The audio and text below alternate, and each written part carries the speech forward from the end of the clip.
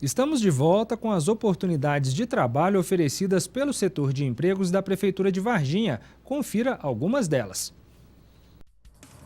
Acompanhante de idoso, ajudante de expedição, almoxarife, analista de alimentos, apontador de obras, auxiliar de produção, bordadeira, caixa, caldeireiro, comprador, cozinheira, empacotador, faturador, jardineiro, maçariqueiro, mecânico de manutenção, metrologista, oficial de pedreiro, operador de trator de esteira, professor de educação física, salgadeira, servente e técnico em eletrônica.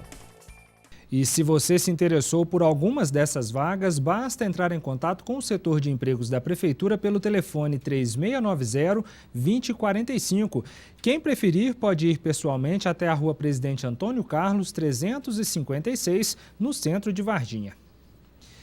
Estresse, lesões por esforço repetitivo, depressão. Essas são algumas das doenças que podem surgir no ambiente de trabalho. Mas será que é possível saber se uma doença é mesmo decorrente da ocupação de um profissional? Idalina atua como professora da rede pública estadual há mais de 25 anos. A profissional é apaixonada por lecionar, mas está contando os anos para a aposentadoria, que está próxima. Isso porque, desde 1999, Idalina convive com a rouquidão. A doença foi causada por excesso de trabalho, aliado à falta de acompanhamento de um profissional de saúde. Eu tinha 60 horas aulas semanal, de segunda a sexta. Hoje eu dou 3 aulas na parte da manhã, eu fico com a garganta irritada, às vezes fico rouca, né?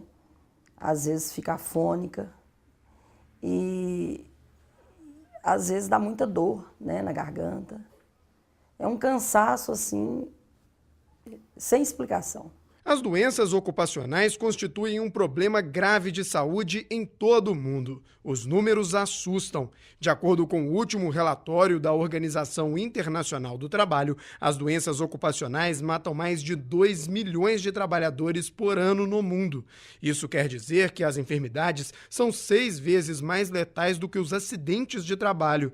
Ainda de acordo com a OIT, todos os anos surgem 160 milhões de casos de doenças ocupacionais no planeta.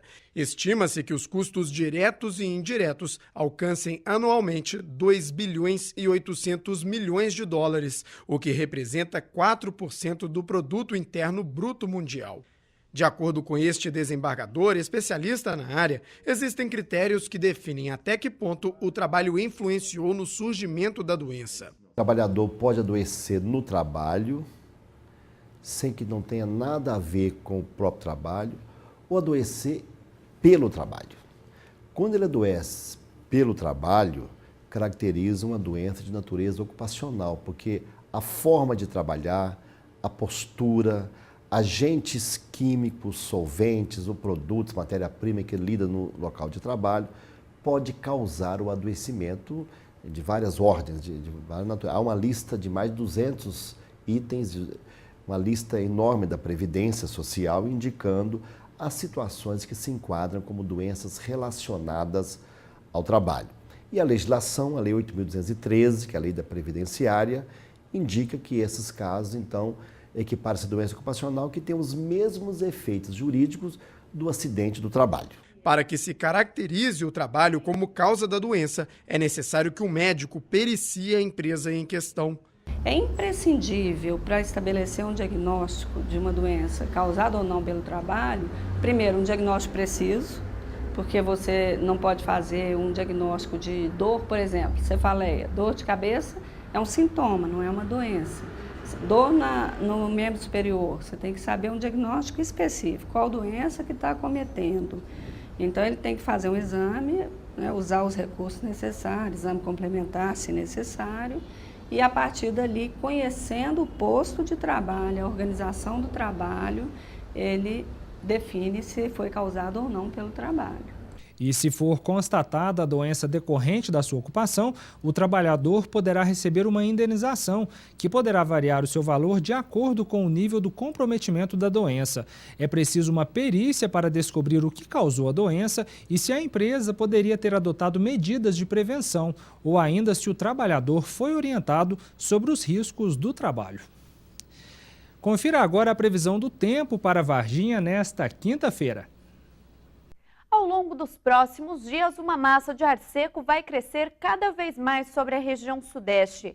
Grande parte do estado de Minas Gerais, o Rio de Janeiro e o Espírito Santo seguem sem previsão de chuva nesta quinta-feira e o sol vai brilhar muito forte. Nas outras áreas da região, o tempo também segue muito quente, com muito sol e calor à tarde e com pancadas de chuva apenas entre a tarde e a noite. A mínima prevista para São Paulo é de 21 graus e 20 graus no Rio de Janeiro, máxima de 32 graus em Vitória e 30 graus em Belo Horizonte.